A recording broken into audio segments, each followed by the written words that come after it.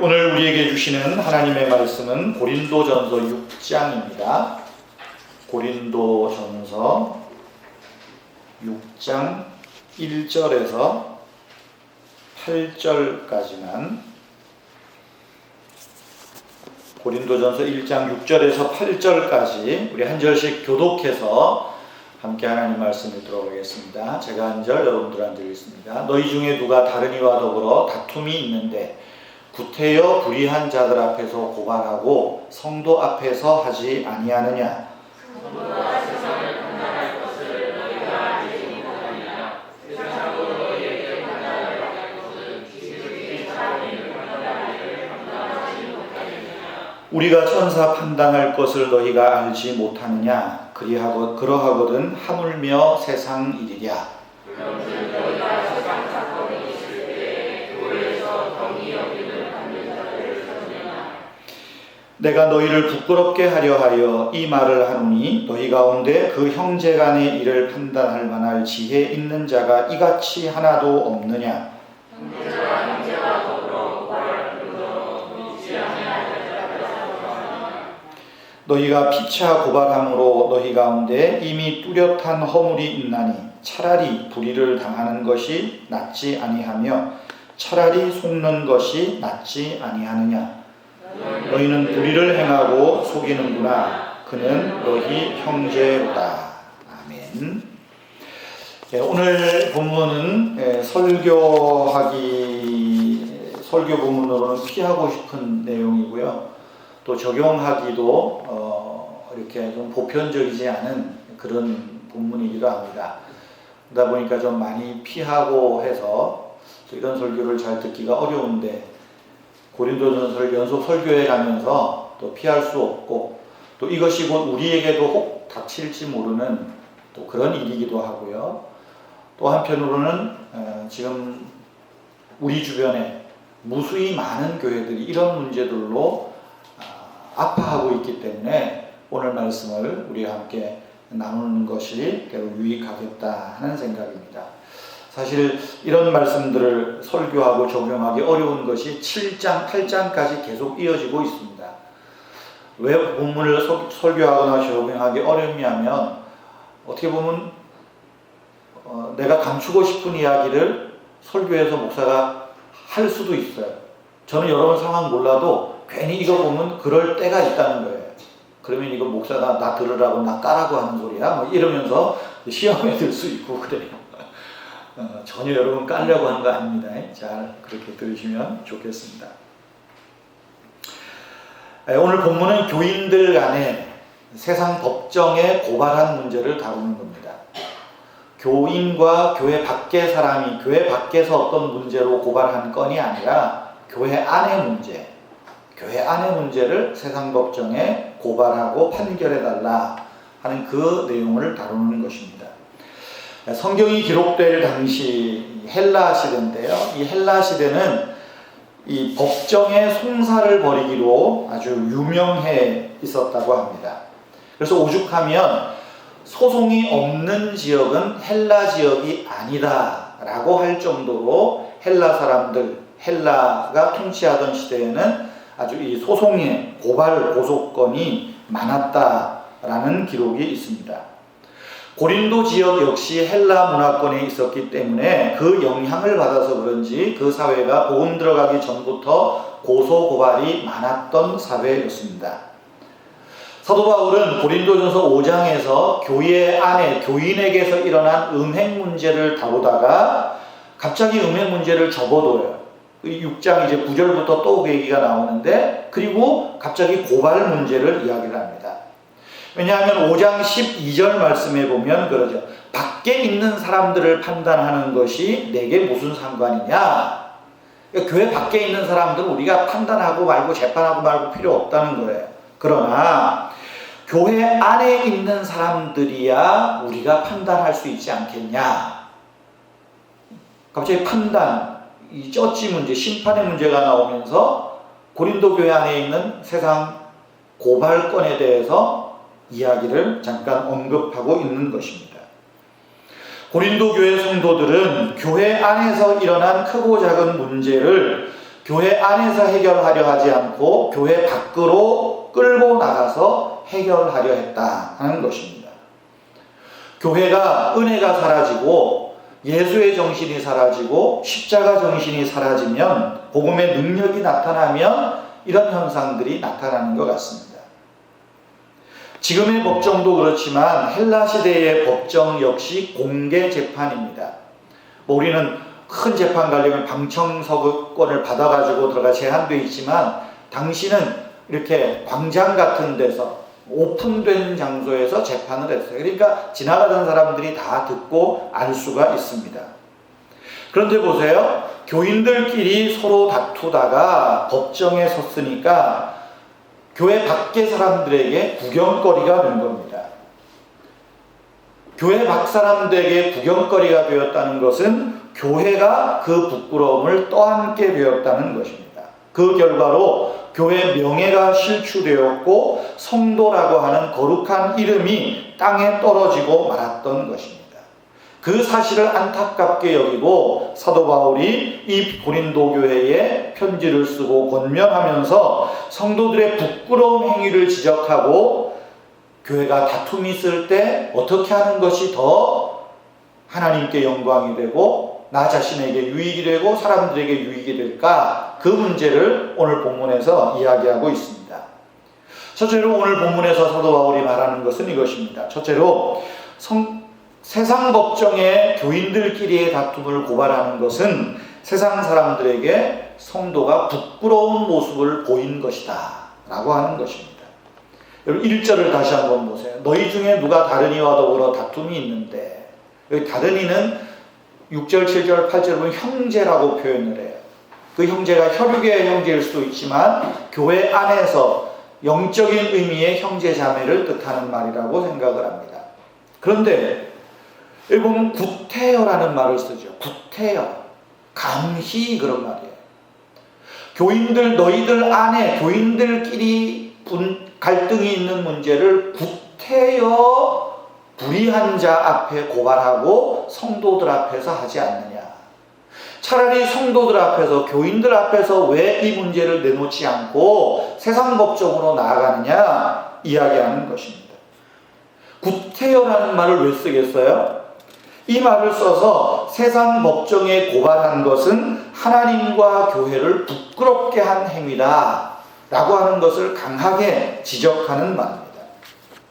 말씀드린 대로 헬라 법정에서 교인들 간의 다툼을 이런저런 서로 자기가 옳다고 이야기를 하고 변호사를 대동해서 이야기할 때 지나다니던 헬라 사람들이 보고 어떻게 하겠습니까? 야, 저 사람은 교인이 되고 뭔가 좀 달라졌나 싶었는데 달라진 것 하나도 없구만. 교인이라고 다르게 생각했는데 별거 없구만. 그런 사람이 되어버렸다는 것입니다. 바울은 이 말씀을 어떤 유대교의 회당의 전통을 가지고 또 하나의 기독교의 전통으로 끌어오는 것 같습니다. 사도 바울은 유대교적인 배경에서 성장하고 자란 학자 출신이죠. 유대교에서 어떤 이런 문제가 생기면 가정 문제든 혹은 동네 사람들 간의 어떤 다툼의 문제가 있으면 법정으로 먼저 가지 않습니다. 유대인들은 어떤 다툼이 있으면 가정 문제든 개인 문제든지 간에 그 마을의 회당에 들어갑니다. 회당에 가면 랍비가 있어요. 회당장이 있고 랍비가 있고 장로들이 있잖아요. 소위 말하면 그 회당, 우리로 말하면 교회 안에 원로들입니다. 그 원로 앞에 가서 이런 문제가 있어서 우리가 서로 다투고 있습니다. 이거 어떻게 하면 좋겠습니까? 그러면 랍비나 장로, 회당장들이 그 얘기를 쌍방의 이야기를 들어요. 가만히 듣고 이야기를 다 듣고는 이런저런 이제 조언을 하는 겁니다. 가정의 화평을 위해서도 서로 양보하고 화해할 것을 권면하겠죠. 형제 사랑을 뜨겁게 하는 데 초점을 두어서 이야기를 합니다. 그때 랍비나 회당장들이 하는 말은 어떤 누구의 시시비비를 가리는 판결의 의미가 아니에요. 일종의 상담이고 권면이고 설교입니다. 그들의 말을 다 듣고 무언가를 판단 내리기 전에 그러저러한 일들에 대해서 성경은 어떻게 얘기하고 우리의 전통은 어떻게 이야기하고에 대해서 권면하고 설교하는 겁니다. 그렇게 하면 싸우던 사람들이 쌍방의 말을 들으면서 수긍하고 서로 양보하면서 화해의 악수를 나누게 되는 겁니다. 왜냐하면 이 사람들은 회당이라고 하는 공동체가 자기의 어떤 가정과 사회를 지킨다는 것을 믿고 더 나아가서 회당 안에서 말씀을 가르치는 자, 저들을 권면하는 사람의 권위를 인정하기 때문에 그들의 권면을 받아들이는 거예요. 그런데 오늘 1절 보세요. 너희가 구태여 불의한 자들 앞에서, 여기 불의한 자들이라는 말이 나오고 성도라는 말이 나오잖아요. 이 말은 어떤 이 도덕적인 의미를 이야기하는 게 아닙니다. 이 말은 종교적인 의미예요. 불의한 자들이라고 하는 표현은 그리스도를 믿지 않는 사람들, 즉 예수 그리스도를 믿지 않으므로 의롭다함을 얻지 못한 세상 사람들을 이야기하는 겁니다. 이 불의한 자들은 어떤 자일까요? 제가 앞에 소개는 안 했지만 6장 9절 10절 말씀에 보면 하나님 나라를 유업으로 받지 못하는 사람들입니다. 하나님 나라를 유업으로 받지 못하는 이 불의한 자들의 헬라 시대의 일상의 생활이 뭐예요? 음행하고 남색하고 도둑질하고 속이고 싸우고 때리고 다투고 이런 사람들 앞에 가서 교회 안에서 일어난 문제를 고발하고 그 사람들 앞에서 판결을 기다리는 게 얼마나 어리석은 일이냐, 배알도 없냐, 그 말이에요. 성도는 누구겠어요? 예수 그리스도를 믿음으로 하나님 나라를 유업으로 받은 하나님의 백성이에요. 하나님 나라를 유업으로 받은 백성들이 어떻게 하나님 나라에 들어가지도 못하는 자들 앞에 고발하고 이 창피를 당하고 있느냐 이야기하는 것입니다.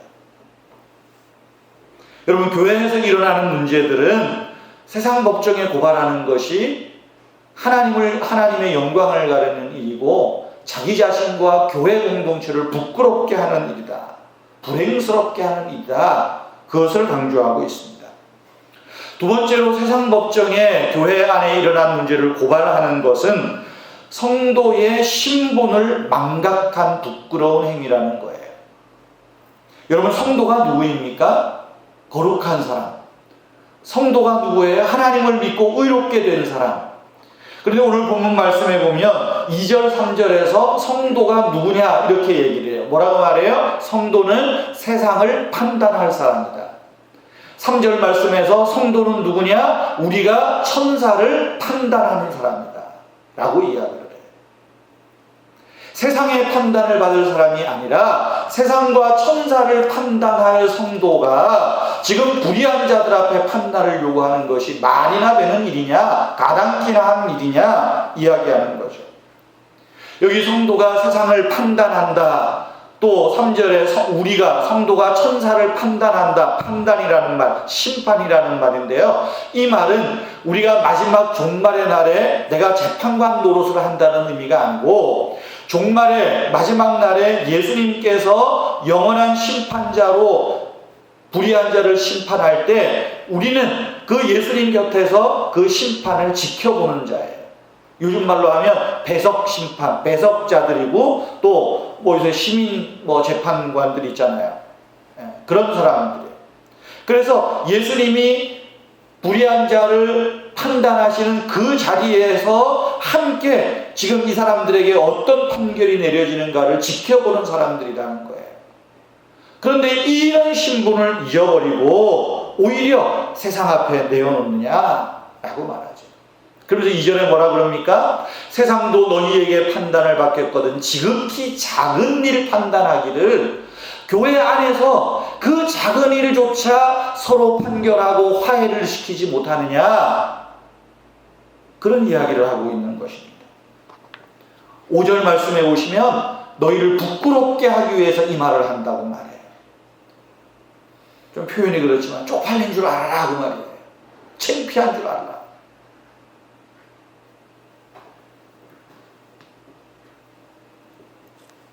고린도 교회는 영적인 은사를 자랑한 교회예요. 방언도 자랑하고 예언도 자랑하고 지식도 자랑하고 모든 걸 자랑하는 교회였지만 정작 교인들 간에 일어난 문제조차 해결하지 못할 그런 교회가 무슨 은사를 자랑하느냐. 교회 안에서 일어나는 일조차 판단할 지혜자가 없다는 것이 이 얼마나 부끄러운 일이냐. 지금 그걸 이야기하고 있는 것입니다. 교회 안에서 발생한 문제를 해결하는데 그 영적인 은사를 사용하지 못한다는 것, 성도의 신분에 합당하지 못한 일이었다라는 걸 지적하고 있는 것입니다. 여러분, 우리는 기억하셔야 됩니다. 말씀드린 대로 우리가 교회 밖에서 불신자와 어떤 재산권 문제로 지금 다투는 게 아니에요. 교회 안에서 사소한 문제입니다. 내가 기도를 많이 했니? 네가 기도를 많이 했니? 왜 어느 권사는 새벽기도 나와 안 나와? 이런 거 가지고 싸우다가 기분 나빠가지고 그거 한 거거든요. 우리는 기억해야 돼요. 내가 예수를 믿는 우리는 세상을 판단하고 천사를 판단하는 거룩한 사람이라는 거예요. 그렇다면 우리 안에 그런 문제가 있으면 교회 안에서 해결하는 것이 지혜로운 방법이고 먼저라는 것입니다. 물론 어떤 문제를 다루기 위해서 법률적인 해석이 필요할 때가 있습니다. 그러나 바울이 여기서 말하는 것은 적법 절차를 따지는 게 아니에요. 지금 성도의 신분에 가당한 일을 하고 있는가? 성도의 신분에 합당한 일을 하고 있는가? 부끄럽게 하라 라고 말하는 것입니다. 그러면서 세 번째로 사도 바울이 권면하는 것이 뭡니까? 교회 안에서 어떤 불미스러운 일이 일어나면 차라리 당하고 말라. 그렇게 말합니다. 차라리 당하라는 거예요. 7절 보세요. 너희가 피차 고발함으로 너희에게 뚜렷한 허물이 있다. 교인들이 피차 고발하는 것, 여기 이미 뚜렷한 허물이 있다는 말은 이미 실패한 것이다 라는 말이에요. 내가 잘났다고 서로 고발하고 뭐 누군가 하나 재판장에서 이기는 사람이 있겠죠. 이겨도 진 거고 저도 진 거고. 피차 고발한 그 사건은 이미 둘 다 실패한 실패자라는 걸 이야기하는 것입니다. 누가 이기든지 이미 고소고발의 당사자들은 하나님 말씀을 불순종했으므로 영적인 싸움에서 승리자가 아닌 실패자가 되었다는 말입니다.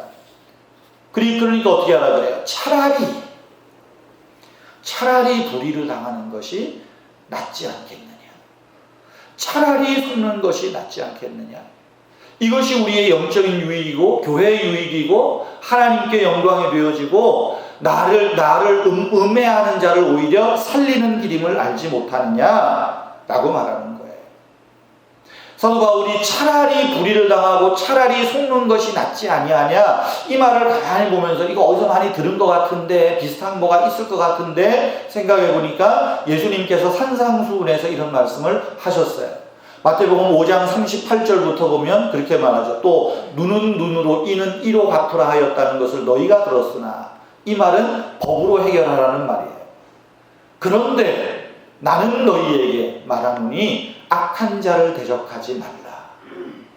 차라리라는 말은 없지만 뭐예요? 차라리 누구든지 네 오른쪽 뺨을 때리면 차라리 왼쪽 뺨도 돌려대라. 39절 40절 누가 너를 고발하여 네 속옷을 가지고자 하면 차라리 겉옷도 가지게 해라. 누가 너를 고발하여 억지로 오리를 가게 하거든 차라리 심리를 동행해 주어라. 구하는 자에게 주고 꾸고자 하는 자에게 거절하지 마라. 이것이 하나님의 사람들의 취할 태도라는 거예요. 이것이 예수 그리스도의 제자된 자가 실행해야 할 믿음의 삶이라는 것입니다. 세상 법정에 나가서 쌍방이 피해자가 되기 전에 차라리 지고 마는 것이 궁극적으로 이기는 것이요, 이것이 신앙이요 영적인 자세라는 것입니다. 세상 법정에선 이긴 것도 진 거라는 말입니다. 영적으로는 어때요? 세상 법정에 고발해서 내가 이겼어요. 그러나 형제를 잃어버렸습니다. 전도의 능력을 상실했습니다. 돈이나 소유물을 잃는 것보다 훨씬 더 큰 것을 잃어버린 어리석은 행태를 했다라고 말하는 거예요. 그러면 여러분, 오늘날 교회 안에, 우리 성도님들 안에 차라리 불의를 당하고 차라리 속는 것이 낫지 아니하냐, 이런 정신이 과연 얼마나 남아 있을까요? 세상에는 이런 말이 절대 안 통할지 몰라요. 세상에서 안 통하니까 교회에서도 안 통한다, 이건 아니라는 거죠. 부끄러운 이야기들을 좀 하십시다. 우리 한국교회가 사회법정소송으로 복음의 능력을 상실하고 교회됨의 모습을 잃어버린 지 오래됐습니다. 몇 년 전 조사를 해보니까 대법원 판결인데요. 작년 거는 제가 못 찾았습니다. 법원에 접수되는 민사소송 가운데 교회 관련된 소송 건수가 20%에 육박합니다. 18점 몇 프로예요. 교회 관련된 소송이 대법원에서 자료를 낸 거예요. 교회 관련된 소송 건수가 20% 가까이 된다는 거예요. 교회가 세상을 걱정하는 시대가 돼야 되고, 교회가 세상을 판결하는 그런 영적인 권위가 있어야 되는데, 교회가 이 권위가 무너져 버렸습니다. 이제는 교회가 오히려 세상 법정에 나가서 우리 교회 문제 좀 해결해 달라고, 걱정해 달라고 하소연하는 시대가 되고 말았습니다. 예전과 달리 갈등과 분열 속에서도 예전에는 교회 안에서 싸우다가 그러면 좋게 헤어지는 방법을 택해서 어쩌면 교회가 더 많아졌는지 모르겠습니다. 그런데 오늘날에는 그런 것도 없어요. 한국 기독교회가 이제는 감소 추세에 접어들고 말았습니다. 한국 교회가 과거에 존경받던 모습은 사라지고 이제는 비난받는 모습이 되고 말았습니다. 법정에 소송하는 교회들이 시시한 교회들이 아닙니다. 작은 교회들이 아닙니다. 우리 은혜의 교회 안에 혹시 여러분과 제가 싸우다가 고소한다 그래서 대문짝만하게 나오겠어요? 써지도 않을 거 몰라. 주로 대형 교회들, 큰 교회 문제들 신문에 떠들썩하게 나오죠. 그럼 그것을 보는 세상 사람들은 뭐라 그래요? 기독교를 요새 기독교라고 안 하잖아요. 여러분 생각해 보세요. 교회 관련 민사소송 건수가 20%가 돼요. 20%. 교회 관련된 소송들이 제일 많은 게 교회 재산 문제예요. 교회가 덩치가 커지고 재산이 많아지고 건물도 커지고 교인수도 많아지다 보니까 그 안에 이상한 재산 문제의 다툼이 일어나요. 목사와 장로 간에, 장로와 장로들 간에 재산 문제가 일어나요. 담임 목사가 횡령하는 일도 있습니다. 담임 목사의 불륜 문제도 있습니다. 이런 문제들이 대부분이에요. 사실은 목사가 부끄러운 거죠. 목사만 정신 차리면 그런 문제가 없을지도 모르는데 그래요. 온갖 편법을 써서 교회당 크게 짓고 나중에 이거 허물으라고 법원에서 판결 나오면 우리 배째라 못한다 그러고, 그러다 보니까 오늘날 교회가 세상에 비난을 받고 있다는 거예요. 사도 바울이 이야기하는 그 모습이 이미 2000년 전에 이야기한 이 모습이 지금 딱 우리나라에서 벌어지고 있는 교회의 모습이라는 겁니다. 그러다 보니까 교회와 목회자에 대한 실망을 넘어서 비난을 받아도 할 말이 없는 지경이 되고 말았습니다. 왜 이렇게 됐을까요? 왜 이렇게 됐을까요? 제가 생각할 때는 첫째는 교회 안에서 어른 노릇하는 사람이 없어서 그래요. 아니, 교회 안에서 어른은 있는데 어른의 이야기를 들으려고 하지 않는 게 문제가 있어요. 교회 어른이 누구입니까? 첫째는 장로님들도 될 수 있고, 은퇴하신 우리 권사님들, 집사님들, 어른들의 말에 귀를 좀 기울여야 돼요. 목사도 마찬가지입니다. 우리가 은혜의 교회 처음 개척하고 쉽지 않습니다. 여러분들이 모르는 뭐가 많아요. 저도 그때는 벌써 15년 전이니까 쌩쌩 젊잖아요. 우리 헤어집시다. 제가 그래서 헤어집시다. 세상 말로 난 더러워서 개척 안 해.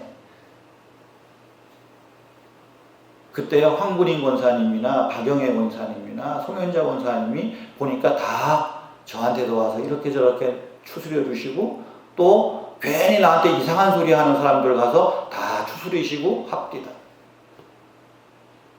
어머니 같은 분이 이야기하면 목사도 들어야죠. 권사님이 뭔데 목사한테 뭘 충고를 하고 그래, 그러겠어요? 저 그렇게 무식한 사람 아니거든. 아, 그렇군요.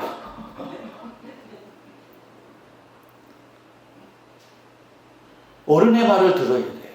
어른의 말. 가끔 그래요. 요즘도 막 그럴 때 있어요. 그럼 우리 장중옥 장로님 같은 분이 지혜로우셔서 또 이렇게 저렇게 잘 해주셔요. 그럼 들어야지. 근데 여러분, 세상에 고소고발하는 교회들 보면요, 어른의 말을 안 들어요. 원로 장로, 은퇴 장로 말 안 듣고요. 어른 목사들 말 안 듣고요. 그러다 보니까 이 난장판이 벌어지는 것입니다. 또 두 번째로는 교회가 교회법을 인정하고 순종하지 않습니다. 교회 안에는 엄연히 교회법이 있어요. 그런데 교회법은 강제성이 없습니다. 그러다 보니까 목사도 그렇고 교인도 그렇고 교회법을 너무 쉽게 불복해요. 그리고 사회법정으로 끌고 가는 거예요. 그러다 보니까 기독교는 분쟁의 종교라, 오해를 받고 하나님과 교회를 욕먹게 하는 거예요. 여러분, 원칙을 지키는 것과 타협하는 것, 뭐가 더 어렵다고 생각을 하세요, 여러분? 제가 생각하기에는 타협하는 게 더 어려워요. 원칙을 지키는 건 쉬워요. 내가 원칙 딱 세워놓고 안 들으면 돼요. 그러면 해결이 안 돼요. 타협은 내 원칙과 저 사람의 원칙을 서로 맞춰가는 거예요. 공통분모를 찾아가는 거예요. 민주주의가 그거잖아요. 민주주의. 어떤 분은 저를 보고 그래요. 최 목사는 성도 최씨고 머리도 곱슬이고 고집이 세고, 나쁘게 말하면 고집이고 좋게 말하면 원칙이 강한 사람이야, 그래요. 근데 저를 몰라서 하는 소리입니다. 저는 굉장히 타협론자입니다. 노회 안에서도 예전에 제가 노회장하고 그럴 때 저를 오해하는 사람은, 최 목사는 너무 원칙만 얘기해. 원칙만 얘기해서 문제가 풀어지겠어요? 뒤에 가서 제가 다 타협하고 서로 양보시키고 싸움 나는 거 양보시키고 해가지고 하나 일을 만들어내거든요. 저는 그래요. 남이 저를 보고 원칙론자라고 말하는 사람이 더러 있을지 모르지만 나는 타협론자라고. 너무 타협을 잘해서 탈이라고. 타협한다는 것은 윈윈 전략이에요. 상생의 전략입니다. 교회 안에서 일어나는 문제는 상생과 윈윈의 초점을 맞춰야 돼요. 시시비비를 너무 가리려고 할 필요가 없어요. 서로를 인정하고 존중해주고 그러면서 함께 성숙하고 성장해가는 방법들을 취해야 한다는 것입니다.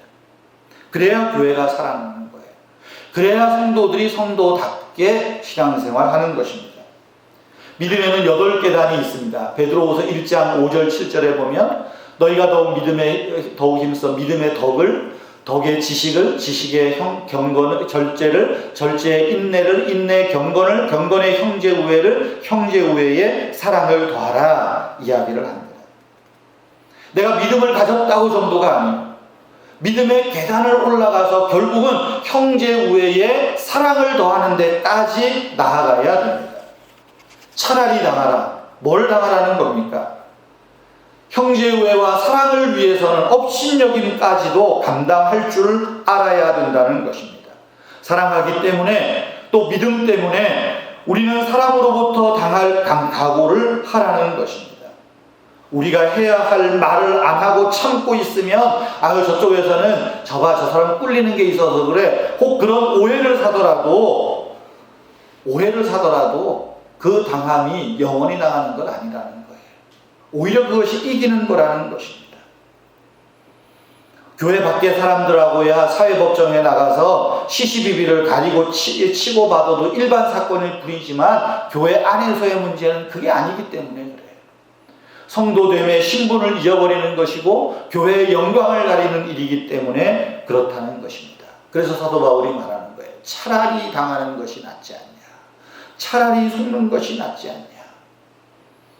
그래서 여러분, 혹시라도 여러분들 간에, 교인들 간에 어떤 일이 생기면은요, 저한테 가져오지 마시고 교회 안에서 좀 우리 어른들에게 가세요. 물론 그래도 저한테 올지 모르겠지만, 그리고요, 그렇게 가면요, 그 얘기를 잘 듣고 서로 귀담아 듣고 서로 양보해서 타협하고 합일점을 이루어내도록 노력해야 돼요. 그것이 믿음의 덕을 쌓는 일이고 지식을 쌓는 일이고 절제와 경건과 인내와 사랑을 더하는 일이라는 것입니다. 사랑하는 성도 여러분, 오늘 이 말씀이 우리 교회에 어느 정도 적용이 될지는 모르겠습니다. 그러나 혹 모르겠어요. 오늘날 한국교회 안에 일어나는 많은 사건들을 우리가 그저 남의 이야기로 볼 것이 아니라 왜 이렇게 믿음에서 떠나 있는가. 교회 문제가 세상의 법정으로 나아가는 이것이야말로 교회와 하나님을 부끄럽게 하는 일뿐만이 아니라 성도의 신분조차도, 세상을 판단할 우리의 이 위치조차도 잊어버리는 부끄러운 일이라고 하는 것을 먼저 기억해야 됩니다.